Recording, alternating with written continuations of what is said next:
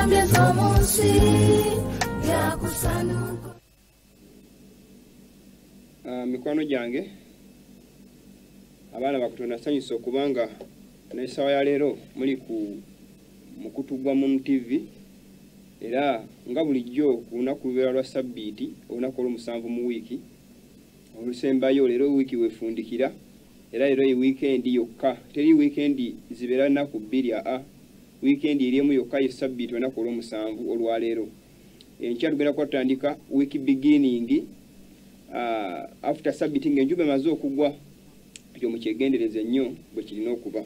So tugenda kutandika okuyiga kwaffe okw'olwaleero tugenda kusooka tufukamire tuweeyo okusaba oluvannyuma tugenda kutandika okuyiga kwaffe nga bulijjo kasooke tusabe tutandika okuyiga kwaffe nga bulijjo.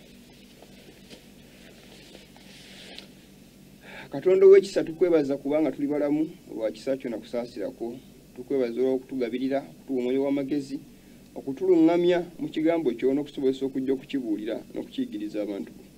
Tugenda kuyiga tusa omwoyo watuluŋŋamya era tuyigirize akole ebyekisa eri obulamu bwaffe okutuwa amagezi agava gy'oli tuluŋŋamya buli awuliriza era alaba pulogulaamu eno era okwesaliza omusango naye esobola okubayamba olw'okuteekateeka obulamu bwe n'okutambula mu kkubo nga bw'oyagala. Beeramu naffe mu byonna okusaba kwaffe n'okwegayirira mu linnya eddungi lya Yesu Kristo omulokozi waffe. Amiina.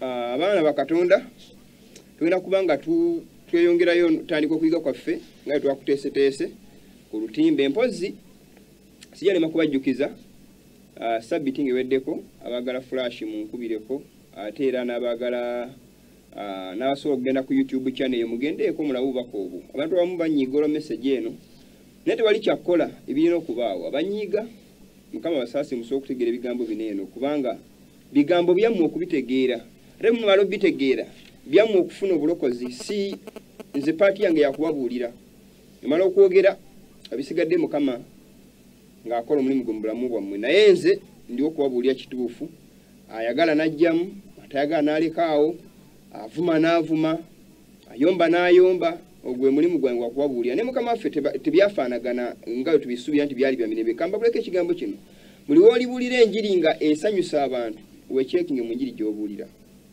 Abantu bonna abawulira enjiri nga buli muntu agamba amen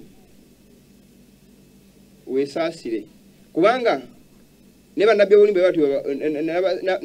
nabbi ab'obulimba mu biseera bya Yesu bwe baabakolanga abasajja ababuuliranga enjiri y'obulimba baabasanyukiranga kubanga abantu bali baagala okukola bwe baba baagala okole kye baagala bw'okikkiririza bw'okitambulirako bakusanyukira nnyo naye buli woogana otambulira ku ntoli zaabwe busungu na kunyiiga. Omuntu omu ye walaba TV ng'egenda okutandika pulogulaamu ng'agamba abaana bagiveeko naye nga kyewuunyisa abadde alaba ku bibiyimba bitalina makulu oba alaba bifirimu oba alaba biki naye nga ebyo ebirala asobola okubigamba ne tebinyina makulu pulogulaamu bwetandika nga tobiraba ate Sande webanga etuuse pulogulaamu endala zonna TV za lokole n'ateekako n'abaleka ne balaba naye nga message y'obulamu agigaana. Sitaani akozesa abantu moddu naye nga tebagamba Badiventi mwana wattu kyewuunyisa. Simanyi mu Adiventi asobola kukyawa message eno okujja nga obwongo bwe spiritual buliko ekikyamu naye obanga obwongo obutegeera bukola bulungi tosobola kukyawa obubaka buno. Naye Mukama nga bwaliwo ekisa abatono nnyo abagadde obubaka buno sijja kumenya sikinnoomu nimwe namba tumiddeko Mukama bawa omukisa bali okuuma Ssabbiiti ya Katonda tukole ekyo Mukama yakitulagira. Olwaleero tuyigako mu by'okuyiga byaffe divine tumaze okulaba nti abantu bonna ensi nga tugiraba bwefumbekedde bakyawa ekintu kiri kimu kyova tukibuulya tujja kibuulya till our last breath the Sabbath of the living God. Mwirage bena ne 10 abantu bebekwasa nti bakutte Ssabbiiti enyoomebwa erinnyirirwa etyoboolebwa esambajjibwa buli muntu yenna yeeyita omukristaayo.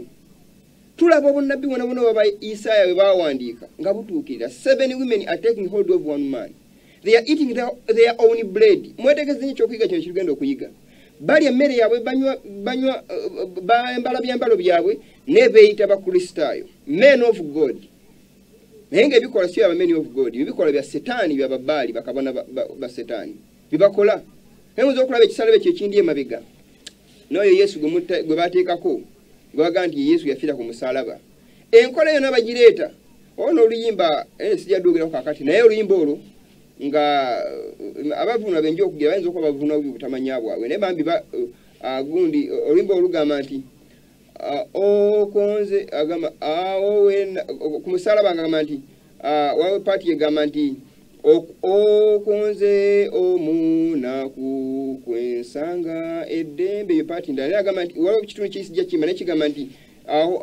okwo Yesu kwanabeeranga kwenabeeranga nga nesiga Yesu mpozi nti omusana gwe ne gunjakira nti kwansanga Yesu wange nampa eddembe olimba olondoza party eyo mugimanyi kwensanga Yesu wange omusana gwe ne gunjakira kyobala nti olulimba luyimba nekiraga Yesu nti akyali ku musalaba kwasibiddwa nge muri abeekerezia yomuteekako buli eva beera kasala batavaako ate bana bateekako obusamize buli munsi naye katugende maaso ku lutimbe ngenda kusooka na kyakuyiga kya byabulamu nga nze mbategeeza nga buli kiseera nti tulina okufa ku bulamu bwaffe kikulu nnyo naye tusooke tugende ku lutimbe tuyige ku kyokuyiga kino ekyobulamu katono nnyo ate ndyoke neeyongereyo agamba ebigambo bino eno katusome ebigambo ebyo biddako agamba bw'ati carefully consider your diet nti muwegendereza fa kebera endyayo oba byolya study from cause to effect nti soma okuva ku kabiwe kava osole ku nsibuko paka ku kivaamu bikireeta cultivate self control nti tutandika okwekomako okwefuga ng'omuntu olya keep appetite under the control of reason nti kuuma endyayo nga kwegamba nga okwesa obwongo reasoninga nga amagezi go gakola nga ofanya okulanga okwesa amagezi go ng'olya reason first before you do anything agamba nti never abuse the stomach by overeating twononanga olutolongo mala ng'olya kafankunaali but do not deprive yourself of the wholesome palatable food that health demands tinete wejja ku mmere namba obulamu gye bwetaaga ebiseera tulina obuzibu nti kati emmere ebiseera ebisinga emmere ejjibwako buli mugaso gwonna naye waliwo ebintu byesobola okuteeka mu mmere yatisi n'osobola okulya nga wheat bland mufumbire mu muceere mufumbire mu kawunga ng'olya osobola okubanga emmere togijjaako emigaso nga ekikuta kiri kikuyambako mu digestion eyo oba sekyolya emmere nga nnamba omuceere omulamba gye guli ekikosolo kikozesa okirye lya emmere ekuyamba egasa omubiri tolya kupakira lubuto buli kyosanze agamba in your association with unbelievers bwogamba nda mu maka g'abantu banga okyadde eri omuntu simukiriza do not allow yourselves to be swerved from right principles tokkirizibwa kugibwa ku kituufu kubanga nkyadde wagundi antegekedde olumere lwe alukoze byonna byalukoze luweddemu buli mugaso ogulwandibaddemu tomala galya kubanga ojja kunyiza gundi cling on the right principles agenda maaso nagamba if you sit at their table bwotula ku mmeeza zaabwe eat temperately lya n'okwegendereza and only of food that will not cause confuse the mind tolya mmere egenda kuwonoona kutegeerako abaganda nkamoleka ekigambo kino abantu bajja okutegeera ebintu by'omwoyo kubanga endya yaabwe enfu amala galya tasobola kufuna mukisa gulisaninga between truth and error kubanga mind ye eri occupied by unhealthful foods zakozesa ebintu byakozesa mu kulya mu kunywa tebisobola kuwa mukisa bulamu bwe kubanga busobola kubanga buli mu state esobola okulisaninga spiritual things abantu basinga balowooza nti okulya tekiri part ku bulokozi okulya it is part of salvation kyolandi mukama yawa abaana b'Isirayiri gibalina okulya batalina kulya ne mu kiseera kino kye tulimu n'ebyatuweebwa okulya tebikyali safe kubanga kati abantu babikola nga bebaagadde endwadde zeeyongedde mu bintu bino kati ebintu bye tulya babirunda bulunzi babikulira ku madagala notuka n'okulanga ne kasooli kati agulwa mu dduuka ebiseera ebisinga nga bamufuuyira okukala baganda bange twegendeeze mu kulya okulya it is part of salvation ebiri yaffe yekalu yakatono omulamu mwatula tujjona mukama ajja tuzikiriza bayibuli bwegamba obanga tulya obanga tunywa tukolerwa ekitiibwa kya Katonda Paulo agamba nti waggulu ebintu bino byonna I want you brethren to be in good health abaluganda mu bintu byonna njaga mbere mu bulamu obulungi mu bbala Yokanda so bigambo bino njaga bategeeza ko baganda mangi obulamu obulungi it is a part of the gospel abadivent tukimanyi nti right hand of the three angels message it is healthy form tosobola kubulya message ya Kristo nti akomawo empisa za Katonda n'olaga ajjali okudda obujjambi obulamu tekisoboka bw'okikola enjiri beera kinga ne mukama waffe yasooka kujjanjaba bulamu obwakakano nalyoka afa ku spiritual life kuba tusobola kutegeera bintu bya mwoyo ng'obulamu bwo obwa bulijjo bulina endwadde bukosefu ekyo baganda bange kibabuulidde ekyo mwegendeze mu kitegeere tufe nnyo ku bulamu bwaffe obwa bulijjo tusobole okulisaninga spiritual things abantu asinga amala gali alya kibona nti omuntu yena gw'osanga takkiriza message ya bubaka bwa Katonda weetegereze nnyo n'endyaye target yegendeza amala gapakirayo bupakizi alya buli endya gyalyamu obudde bwaliramu kwa talina order na program ayinza okulya mu lunaku buli ekimusala mu maaso n'ateekayo kituuka okulanga obwongo bwe tebukyasobola kukola kufunctioninga kiba nti batonze endwadde nnyingi neziteekako rules and guidelines rules ezirina okubanga zifollowingibwa naye nga mwattu ozitunia behind that ekiremega waazo okulanga obwongo bw'abantu bubeera nga bubikiddwa tusobola kubanga bulina empewe bufuna empewe esobola okubuyamba okulanga busengejja bwawula ebintu ebirungi n'ebitali birungi ng'obwongo bwabwe enkola gye balina oyitamu okulaba nga beprotecting eri obulwadde kati nga coronavirus so egundi yes tugambibwa okubikka ku nnyindo naye abasajja bano abakola obulwadde buno eno balina ebigendererwa bya lwaki bakola obulwadde buno bingi bye bagala okuyisaamu nga tuze tuyiga abaganda bange so omuntu buliwo eva bwobikka ennyindo n'ebira nga tessa tofuna mpewo nnungi ng'ofuna carbon dioxide kireeta obwongo okuba nga tebusona okufuna mpewo eri fresh esobola kubuyamba kubanga bugira bubeera nga buli mu bulamu bulungi osobola okubanga busobola okwawula n'okutegeera obulungi so ebiseera ebisinga tuwasinga kyobola osobola omugamba ekintu ekiri plain naye nga tasaana kukikkiriza nogamba buzibu ki naye kubanga enneeyisa gy'ayisamu obulamu bwona n'omubiri gwe temuganya kubanga alisiivinga ebintu eby'omwoyo kubanga bikka ku bwongo bwe okubitegeera kalugende maaso ku butimbe ekyo mujagadde kubawa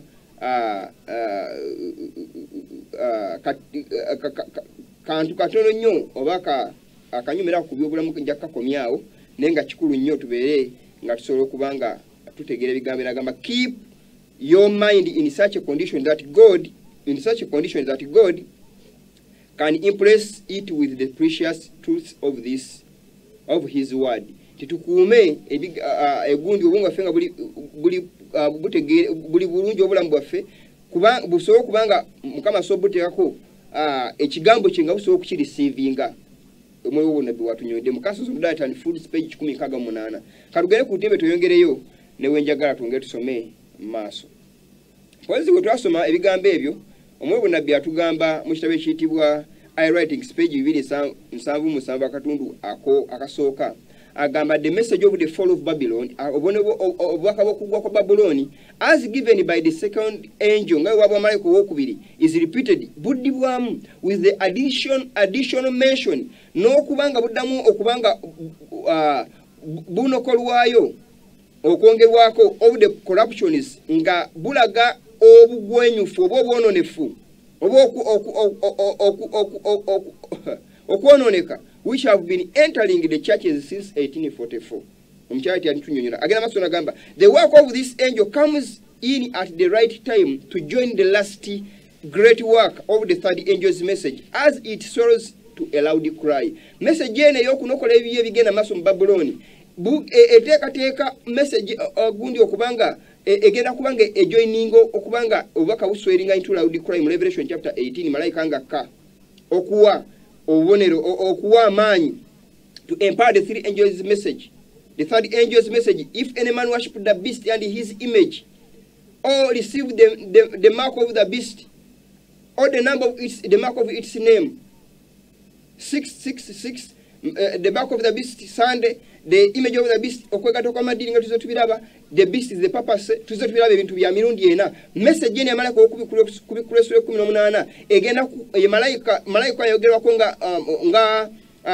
nga omwoyo mutukuvu agenda okukulaba nga awa amaanyi message eno okulaba nga ebuulirwa mu maanyi okulaba nga abantu basobola okutegeera obubaka buno so message eno tujegendereza nnyo gye tubuulira biba gye tuyiga ekigendera kyayo kyakulaba nga abantu bategeera obubaka buno eno mu bugazi bwabwo nga bulina okutambula oba bulina okugenda mu maaso bwe tubanga tugenze mu maaso tulaba nga message eno nga tudda ku lutimbe message eno nga tusoma ekyawandiikibwa ekyo kitugambye nti additional mention tugenda tandikirawo katononye tulindekaawo agambe nti message eno egenda kubanga kugambanga eraga obugwa obwonefu obuzewingira mu makanisa since that period of 1844 message eno etandika okuweebwa mu maanyi if any man worship the beast nga bwe tuze tugiyiga abaganda bange so bwe tuba tweyongeddeyo ku lutimbe tugenda kubanga tudda ku lutimbe agamba bw'ati mpozi tulaba obwonefu obuzewingira mu makanisa omukolo ogwengenda okubalagako omukolo ogwo tugujjuka tuze tugulabako ebbanga eritali limu nga gwali mu Brazil basajja ba General Conference batediso bonna baaliko ku mukolo ogwo delegates ba General Conference bonna n'abasatanist bonna baaliko era akabonero ako kembagambe kenjaga tutandikireko nga tugenda mu maaso kubude tetulina pegani simbe tuze tugiraga entakera nzenga njibalaga katugende mu maaso pegani simbe etegeza 666 omusajja oje yakola mugira bandowooza eyo yali satanist gwe baali naye ku mukolo ogwo bwati we yagikola naye nga tugenda maaso ku lutimbe mutenuulire akabonero akayitibwa Adventist Risk Management kukomekaawo katono nnyo simbe eyo mugira bandowooza eyo gye bayita Advent Risk Management yekwesa simbe eyalukaga nkaga mukaaga mulaba ndowooza baganda bange let us open our minds tubikula amagezi gaffe tusobola okutegeera ebigambo bino however much mukama yina okutusaasira okugabikula ebigambo bino mbibagamba ne use your brains to let them function that you may understand this message. These are the abominations ezizingira mu kanisa since 1844 churches all over the world obusamize buze buyingira mpola from the paganism to Christianity. But when you must okusobola okulaba ndowooza ebifaananyi ebyo basalanisi bwe bakola oyo muyibi simanyi Justin Bieber oba yoyo ndowooza n'oli oyo Beyonce ndowooza muli emabega bonna balakoze the same symbol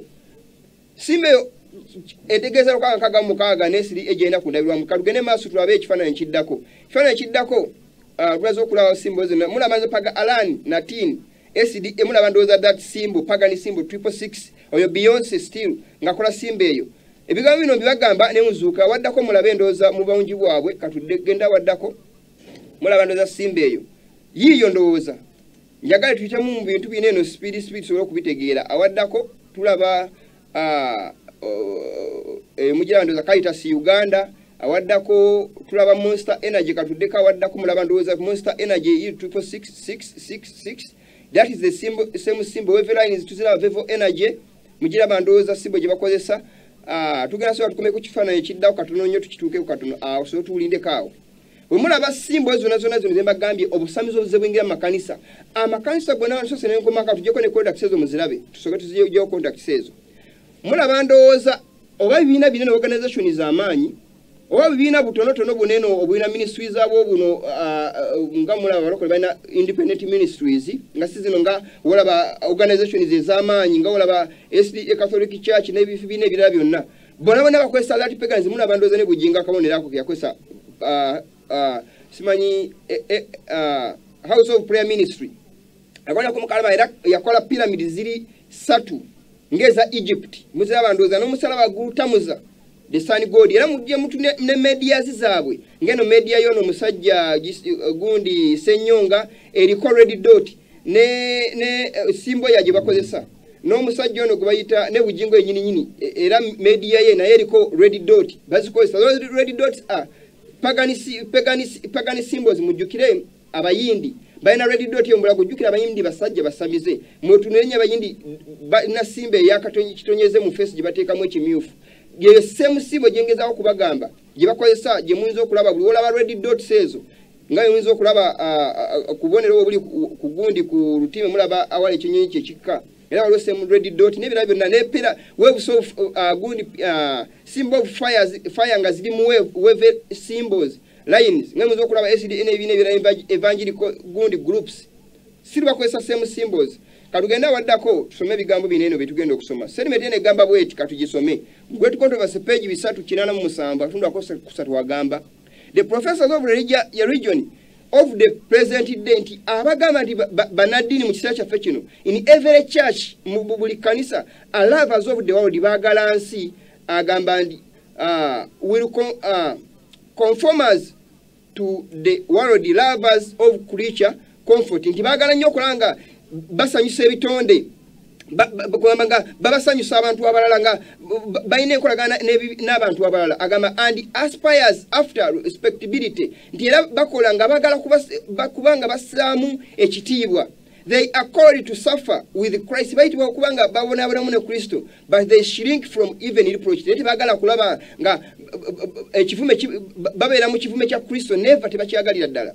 Apostasy obujemu is engraven on the very front of every church. Nti buwundiddwa ku buli kanisa. And did they know it? And did they feel it? They might be hope. Senga badde bakifiiringa ngera nga senga badde bakiraba obanga bakimanyi wandi badde wesuubi, but alas naye kyanaku they cry bagamba we are rich tubagaga and increased in goods twengedde mu bugaga and have need of nothing tunakyo twetaaga. Naye agamba nti buli kanisa buli kibiina obusamize buli engraved ku bibiina byabwe. Spiritualism, apostasy, paganism, kona kujudde. Sunday robo nabona bali mu kisinde kye kimu bagipromotinga. Not only Sunday churches, but even the so-called Sabbath keepers, the General Conference of SDA. And all those who believe in that organization of General Conference, they are working in harmony with the purpose. This is Babylon. The image of the beast. Katugende maaso tulabe. Wewe tugeze maaso kifananyi ekiddako wawe organization endala bagiyita eya gundi Seventh Day Adventist Reform Movement. Katugende ku kifananyi ekiddako baba simbo gye bakozesa katugenda waddako awo ndowooza mugira bandowooza Three-way lines.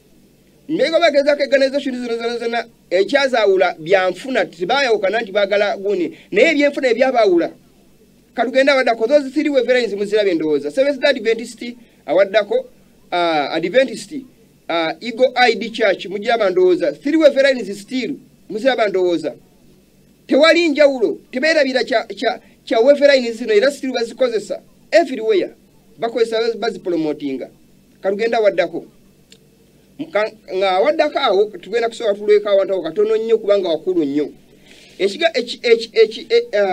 ekitabo kino kibayita BEM document ekigolo baptism Eucharist and ministry okubatiza Eucharistira n'obuweereza.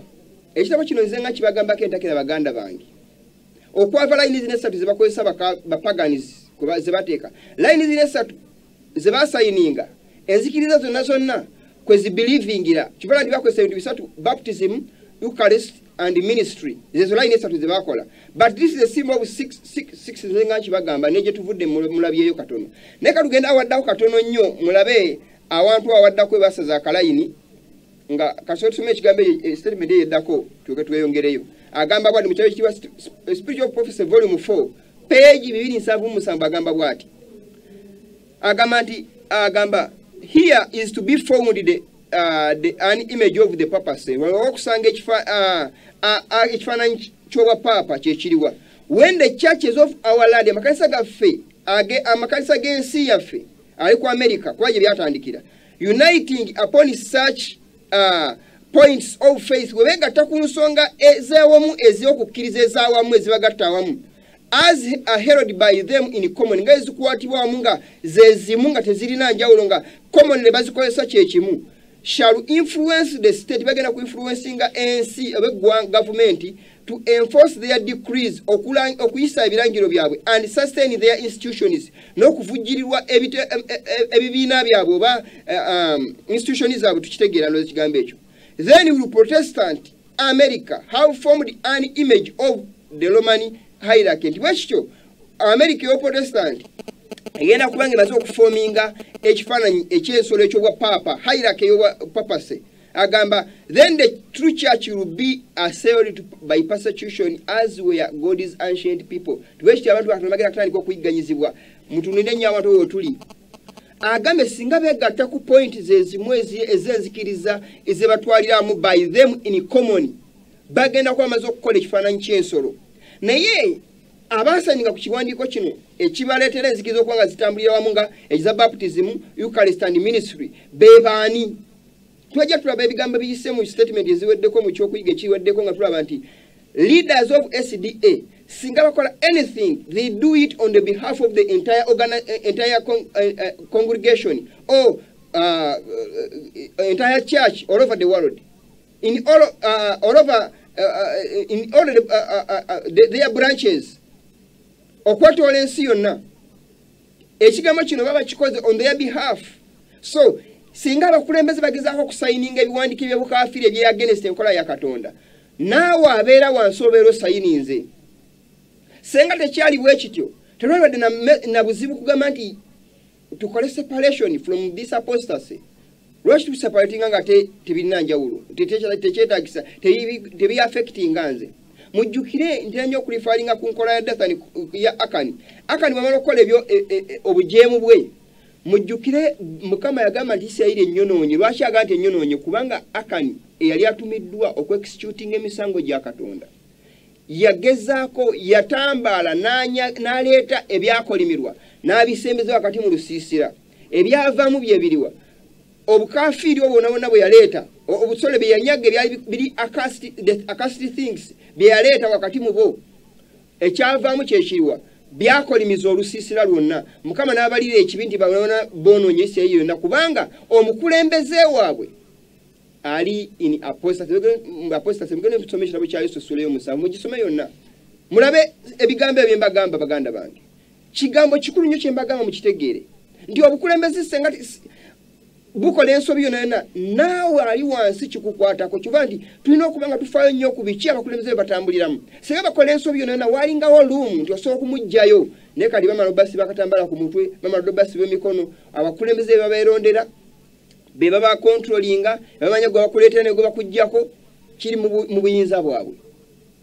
Naye mukitegeera ekigambo kino baganda bange, bagandi singa beegatta on if the points of faith as are held by them in common, ngawe bazitwalira wamu nga zifaanagana, bajja kuba balagira gavumenti ekole enforcement ey'okubanga ba enforcinga bye baagala, government enforcing by law. Then that is the image of the beast baganda bange.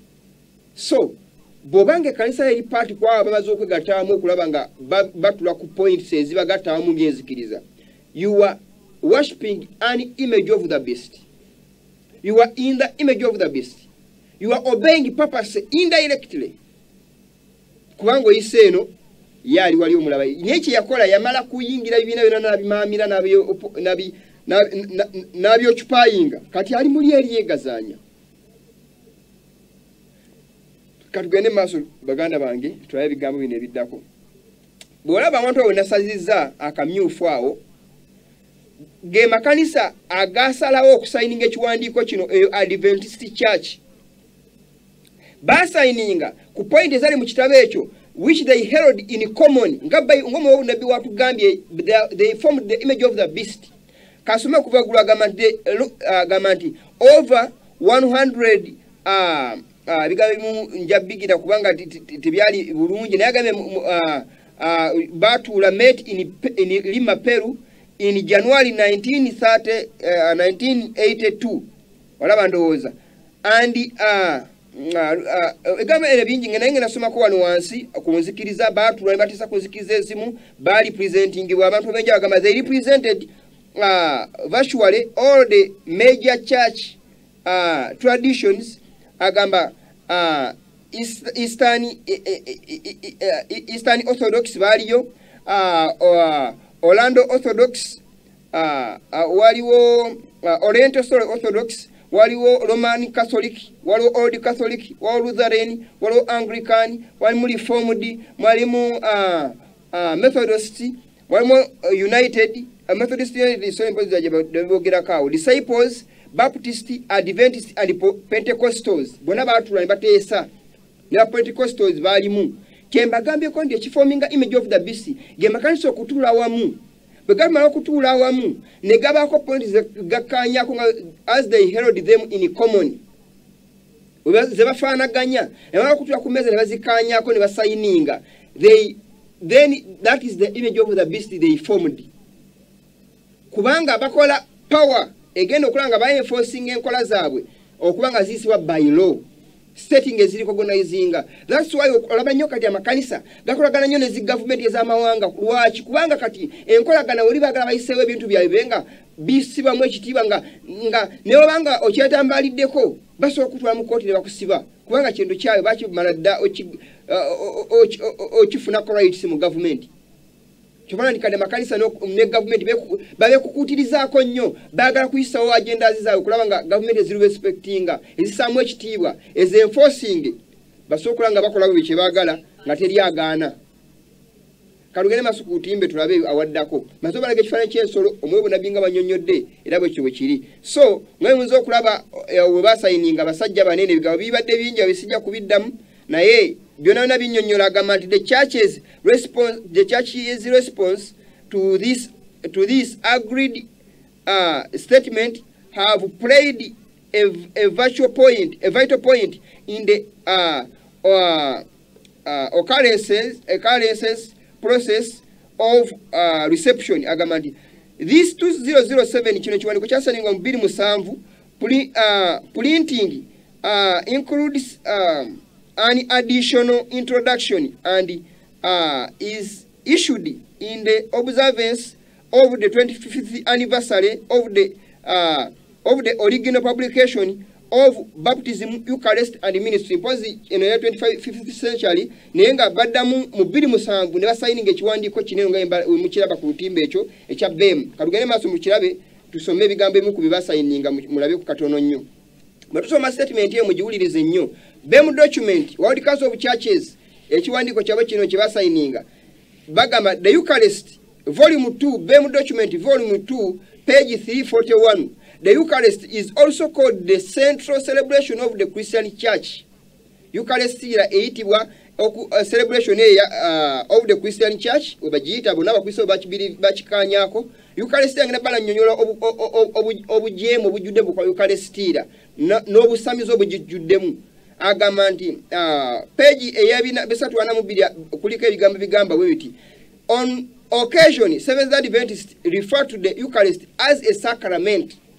USDA erifalinga Eucharist yekelezia nga sakramentu ng'omukolo ogw'eddiini. Mutegedde ekigambo ekyo paragraph ey'ebisatwana mu 2 SDA nga bamaze sayininga bakkiriza nti Eucharist Seventh Adventist ku mukolo guno yakkiriza obeera eraga Eucharist nga sakramentu oba sakramentu ey'eddiini oba omukolo gw'eddiini ogulina okukwatibwa. Then BEM document page 342 bagenda maaso nga bagamba conscience of the sacredness of the celebration of the Eucharist nti okutegeera obutukuvu obw'okujaganya Eucharist mukolo gw'ekelezia gwe basembera ku maaso Eucharist akagati awo ke balya Eucharist ke bawalise mu bbanga nga basembera mu misa yaabwe mass gye basembera nga baselebrating emikolo gyabwe. It is a pagan symbol oba a pagan ceremony gwe bakola era bo believing nti buli we bawonika akagaati ako they crucify Christ, they drink the blood of Christ and they crucify him afresh.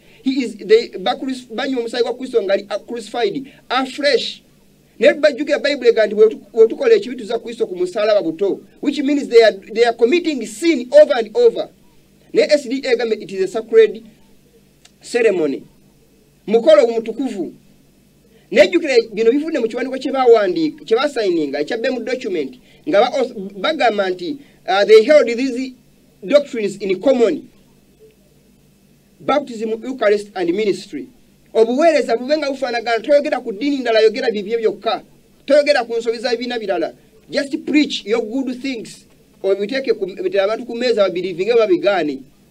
Then ebigambo biri mu Bible bigamba don't do this tobisoma lwaki tobisoma. Kuba n'obisoma waliwo ababikozesa abalala. Then you will be attacking other religions. Ebe basayininga okulaba nga bakyusa 3 angels message. Nga twamala okulaba mu statement eya testimony for the church volume first testimony for the church volume 1 page 577 nga bagamba nti gwe tulaba omusajja oli abakatoliki abalimaze abayingira ekkanisa ne bagamba their goods must be confiscated. They have spoken against our holy order. Bali balina okulaba nga banyaga ebyobugagga by'ekkanisa kubanga ekkanisa yali preaching a message against Catholicism or papacy kubanga it is the center of apostasy. So bino ebyobugagga babinyagamu kati batuse ku level etula ku meeza ne bateesa ku bibagatta awamu Eucharistia bagisizaamu ekitiibwa. Bw'osoma ekitabo kya Great Controversy njasoma mu maaso awo mwoyo bunnabbi agamba nti Eucharistia kyegwe mukolo oguvoolera ddala Katonda. Omukolo gwe bagukwata baba banyooma Kristo bamucrucifyinga afresh. Naye kati bagambe they believe in it. Easter baji celebrating bagisaamu ekitiibwa katugende maaso tulabe omukolo gwo nate tweyongere maaso Katonda onnyo awaddako. Batugenda maaso atusomere statement eyo egamba bweti. Is Easter tugenda kuddako emabega ku Easter bagiyita SDA Adventist Record by Emmanuel Millen Appulinga 2019 bagamba the origins of the word Easter are debatable nti esubuko ya Easter esokubiganyizibwako ebirowoozo. Some say that due to the similar sound of Ishita, it must have been derived from the ancient Babylonian goddess of fertility. SDA gamba nti abantu abamu bagamba mbolokwanga irimu ekigambo evuganga Ishita yinza okubanga yava ku bukafiri Babuloni, goddess oyo omukazi from fertility of that goddess. Tujukira sijja kubiddamu kubinyonya ne mubitegedde abantu abakulu agamba nti historical records however fail to prove a clear link between Ishita and Anglo-Saxon celebrations. Bagamba kanone SDA gamba titewali webikwatagania link yano Ishita ne Anglo-Saxon celebrations tebikwatagana. Gine mikola gamba nti Easter is a very appropriate term nti yekigambo ekigwana okukozesebwa as it is a celebration of the resurrection of Jesus. Ngayo chindi kijaganya kuzukira kwa Yesu Kristo, the firstborn of the dead, omubereberye w'abafu. Bakolosayi 18 na quotinga. Because the origin of the term of ambiguous, the meaning we attach to Easter is of far greater significance. Agamanti ekigambo kino ekya Easter nti ebigambo obulungi obukirimu kyategeeza nti kubanga obulungi amakulu agachi agali attached ku kigambo kineno galina ekintu kyegategeeza kinene nnyo.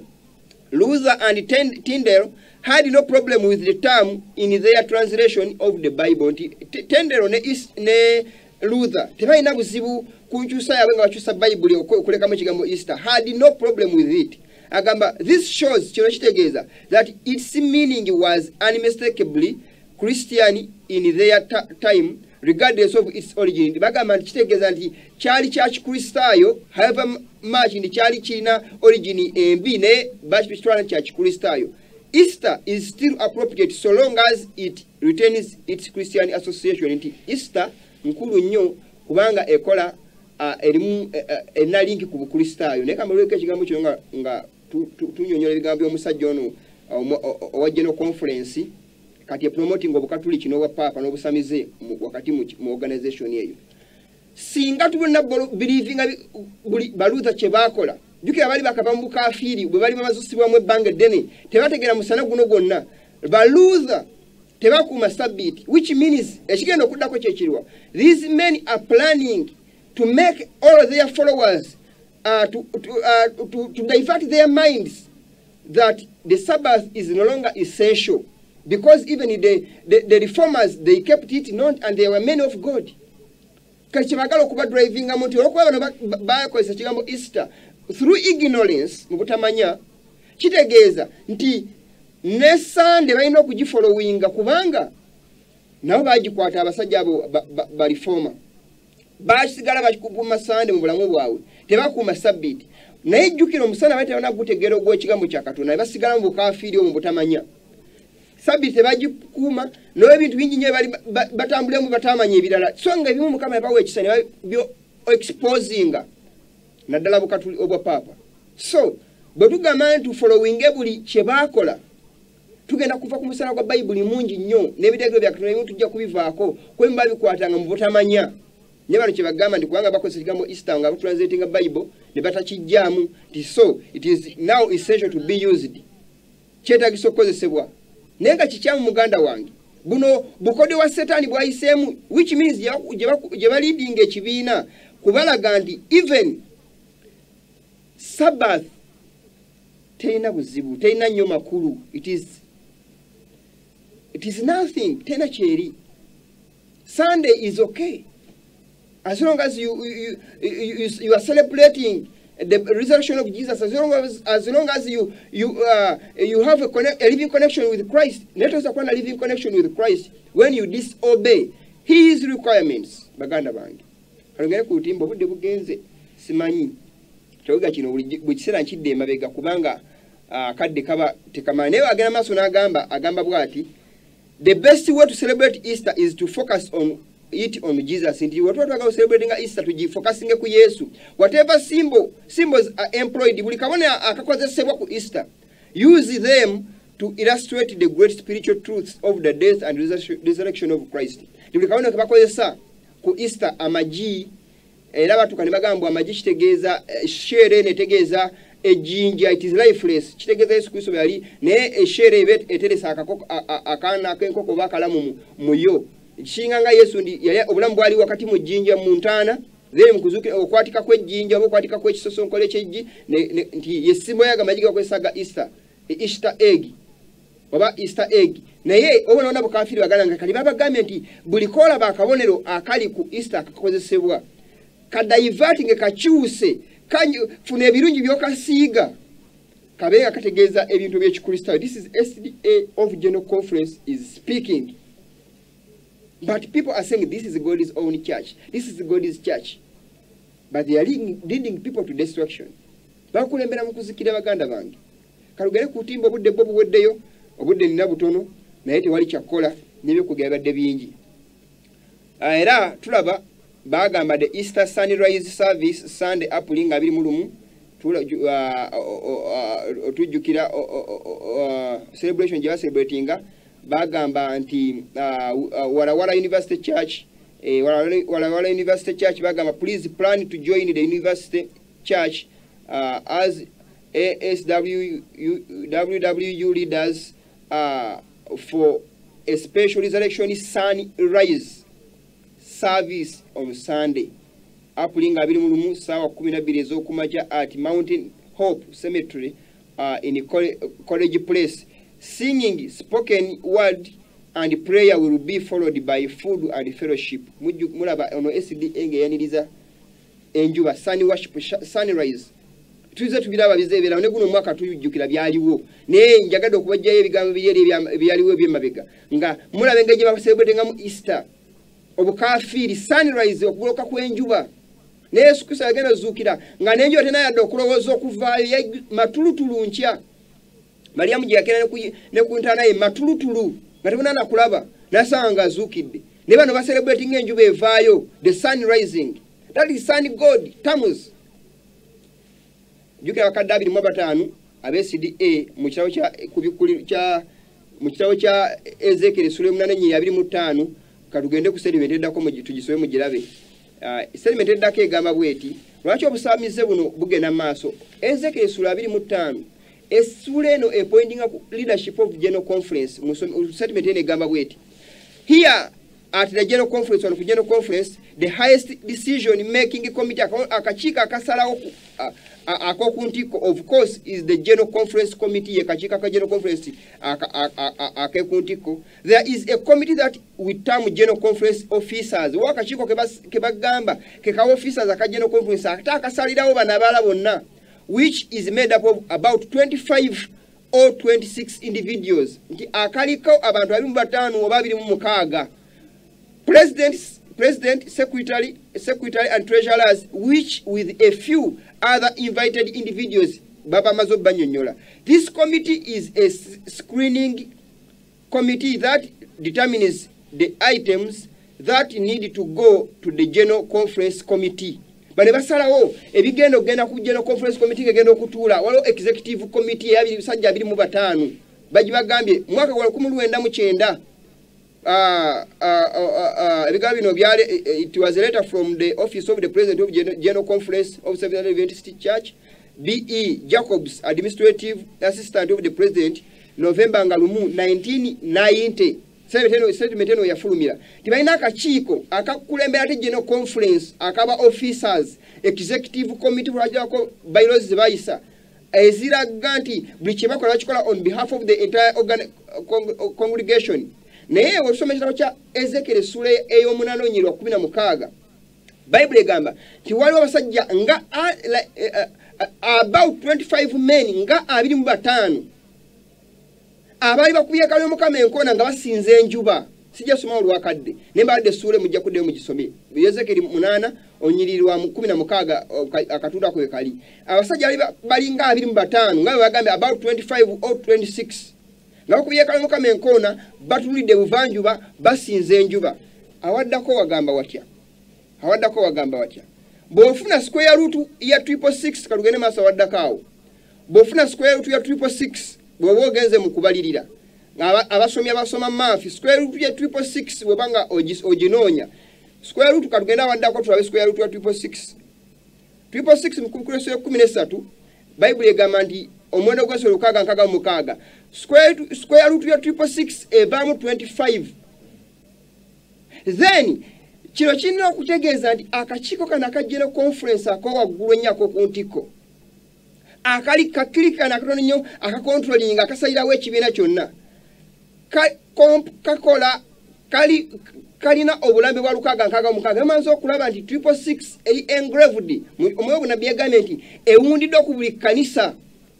Then we tumala okufuna square root ya 666 tufuna abasajja 25. This is 25 SDA leaders abakutwala committee ya general conference. Mujjukire bali bakubye enkona yeekaalu ya Mukama nga tunde buvanjuba bakabirira enjuba bakasamira tamuza maze okulaba ndoza celebration za Sunday is celebrating baniriza enjuba ngevaayo. There are 25 leaders celebrating the rising sun. This is under men which Ezekiel prophesied. Abakola square root ya 666 the purpose. This leadership, this committee, it is working not for Christ, it is working for the purpose. So that's why 25.8 something nena bagambe Bible yagambe abasajja nga 25. Not exactly 25 but nga 25 tumaze okulaba bagamba nti nabagambe balina about 25 or 26. So message generally applicable to this organization, to this leadership. Now basinga baganya okozesa their mind to discern, to understand what the truth is. Beezibye bokaboka amaaso beefudde batategeera balaba.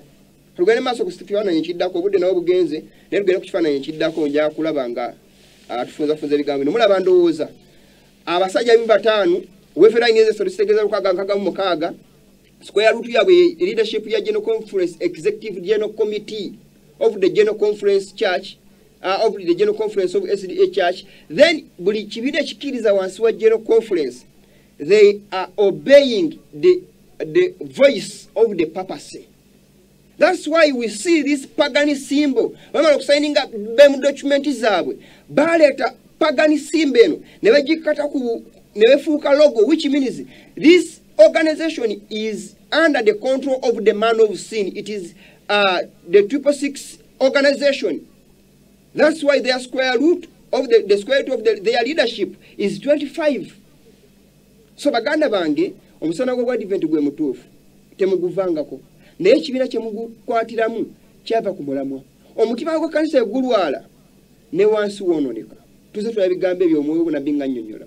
These 25 elders, the book of Revelation, the book of Ezekiel bikwatagana mu eri eno abasajja bana 25 n'obukafiiri obwo. So nsaba muzuukuke baganda bange mugolokoke mutegere ekiseera kye tutuuseemu. Yadde bantu bangi bagenda kuzuuka bagenda sigala nga beebase tekigenda kutuyigula ate makola mulimu gwa Katonda. Naye Mukama mutegere, Mukama gamba wano wewule omwoyo gulina amagezi. Ana amagezi abali omuwendo gw'ensolo kuba gwe muwendo gw'omuntu 666 omuwendo ogwo. Tumaze okutegeera guva mu kigambo Catholic gundi record gye yafulumya nga etegeeza ndi title ku nkofira paperi Vicarious Fidei. Olugendo gye bali eva mu 666 n'obona bwe bakozesa ku Kuleso 13 luli applicable to Catholic Church. Then tumanoza okulaba 25 men. It is the square root of the 666, the man of sin. So which means purpose square root ye, it is the 25 leaders of the SDA Church. Period. The man of sin and the General Conference, it is the same. They are the same. Bano bali wansi woli. Kozesa amagezi go kutegeera ebigambo bino bye nkugambye. Otherwise, ojja sigala ng'obwongo buli covered with darkness. Twali tuyiga olunaku olwaleero mugere ku YouTube channel mulabe live streaming gye twakoze ku divine service. Mukama yagambye mu kitabo kya Luka nti tutambule nga tukyalina omusana. Walk while we still have light. Nga tukyalina omusana gwa Katonda tutambule nga tulina omusana. Kubanga ekizikiza kigenda kujja otayinze kutambulira. Omusana ngukyaba bumulisi okubabuulirwa. Mujjukira abawala abataano abagezi balina omusana, balina etabaza zaabwe. Basaba omutukuvu yabaweebwa. Ne bano abasiru tebasobola kukozesa omutukuvu ono okulaba nga bamulisibwa. Yesu Kristo awasa omugole yagenda ogamba tufulume tugende tusikana n'awasa omugole nga beebase. Webazuukuka tebalina mwoyo omutukuvu asobola kuyamba kugira, tebasutegeka amafuta ga nsibo agasobola okulaba nga gabayamba omumuli guno okubamulisiza nga basikana n'awasa omugole. Baazikira. Tulina kutambula n'omumuli guno mu kiseera kino kye tulimu nga tumulisa ekkubo okutuuka Mukama waffe waatwaga tutuuke. So bwe tunaabeera mu kwebaka mu tulo enzikiza egenda tukwatira mu kkooti tuleme kuzuuka kutegeera n'amazima ganeeno. Naye abaganda bange alina amagezi okutegeera ajja kutegeera. Atagenda kusobola kutegeera tewali kyakkola. Tewakyali ddagala lisobola kuba nga liyamba omuntu aganye okutegeera nga yeezikiriza yekka. Data ofundikira bwe tugenda ku lutimbe maze okulaba BEM document eyo akabonero ako mukalabye reverines mwe zaava bajjawo kali akamalayika abasatu ne bateekawo ako nadde ntambula katukomekawo katono nnyo nga ndi ku mutimbagano gwa Facebook naye ndaba post eno nga bagamba behold your general conference youth director Pastor Gary Blanchard yatwala adventurers kwembanga ye general conference youth director eba youth ya director waabwe naye mwenzo okulaba bajo ndoza gundi eyo contacts ezo tusobola okulaba akabonera konero za tukalaba akali ku kifuba kye mulaba ndoza kuliko omusalaba kuliko n'obone obulala bungi nnyo the cross naye naste akabonero kenjagadde mulabiko mu maaso awo katugende maaso ku kifaananyi ekiddako musajja oyo Gale abo mutunudde ekifaananyi ekiddako mukiraba ndowooza oba omusajja ali ku prime radio ng'ayigiriza naga nti bo omusalaba gwe bakozesa si gwa bukatuli kye bakozesa gwa Yesu kwe yafiira naye mutunulire ekisalaba omusajja oyo kye yateeka ekiri mu ofiisi ye mutegeere mugeraganye n'omusalaba paapa gwakozesa oba bakatuli kye bakozesa mulaba omusalaba oguli emabega omusajja oba si gwe gumu n'emisalaba gye bakozesa mukozesa obwongo mutegeere omulaba omusalaba ogwo mutunule ebigambo musabe Katonda asobola okuba omwoyo okutegeera mulabe simba eyo oba yawukana ne simbo y'abasajja baneeno. So bino ebigambo bituyamba okuzuukuka mutegeere abasajja bano nti bali behind the every pagani gundi bali mabega waayo buli bukafidi obusamizo obuyingidde mu kibiina.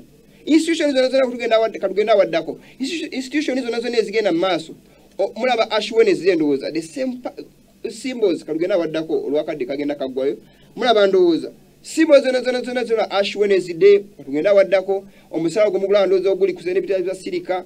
This is the origin of Tammuz, the sun god. Katugende maaso Tammuz is the sun god they are worshipping. All organizations which use the cross symbol they are obeying paganism. Mujjukire faazo oyo gwembala katugende maaso tugenda kulaba faazo oyo bwe tweyongerayo lwe tujja n'okukoma olwakadde kubanga nkadde katuweddeko naye bwe tugenda maaso katugenda waddako Tammuz. It is the origin of paganism, that T, the symbol of Tammuz, the sun god. Bwe tugenda waddako mulaba ndooza akabonero ako akaddako faazo eyo mulaba ndooza wa wano Uganda bali baziika omumbejja omu gwe sijja kuddako kubanga si kyekikulu naye mulaba akabonero akali ku musaada is a cross and the three wavelines. That is the BEM document they signed ebagatta awamu. So organization ezo zonna zissa kimu bakolagana bumu bali Masaka Buddu mpozi weyamba egandula eyo bali yali aliyambalidde naye nga wetunya tewali njawulo na logo ya SDA of General Conference. So bino ebigambo njagadde mbyogere buli sabiti mbyogera nnyo okubanga mbikona kubanga sawa ne yakuyiga bonnabbi nga Badivent musobola okutegeera akabi akagenda mu maaso tujja okontakisa tulabe ekifaananyi ekyo ekyalogo mulaba ndowooza siri weverines ezo muziraba ndowooza mulaba ndowooza tewali njawulo and the upside down cross mwizo okuza ni muntu yogera ku konjera ni bino byeraga biri plain maso gamwe. So baganda bange muzukuke, wake up. Anosinga bagandi logo tedi mu bulokozi. Yes, mu bulokozi tebakulimbanga. Kubanga tusobola kwesa mbizi lwakitako nga simbo y'ekkanisa. Lwaki tusobola kwesa mbizi? Kubanga tekijja kya muzizo. Then lwaki wayite bya muzizo bitali mbizi na kwa denga bya muzizo kubanga dibeteri open nti bya muzizo. No byo no bye blessing. Atugende maso ku kifananyi kiddako. So, tubadi organization zonna zino zetuyinza okubanga tulaba ku lutimbe.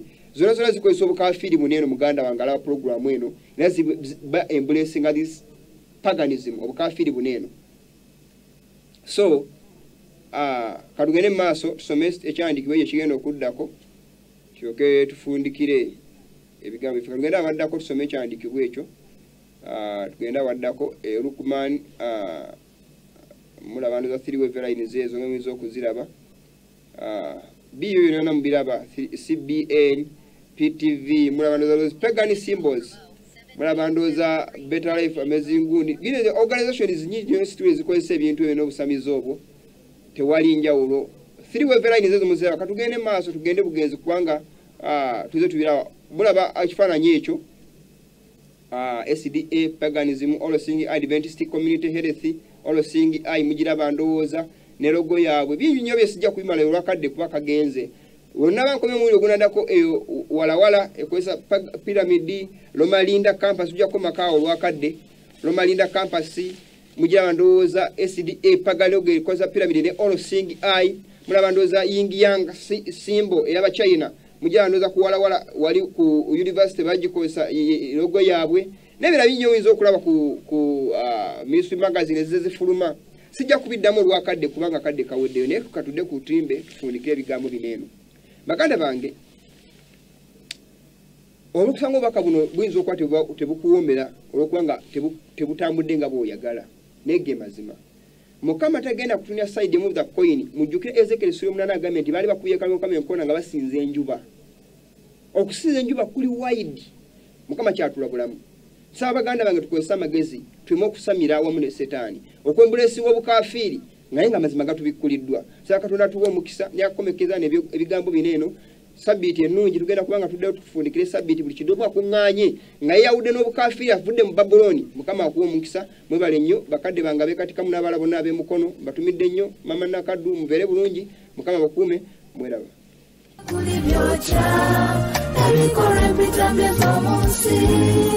Ya kusanu kore chiri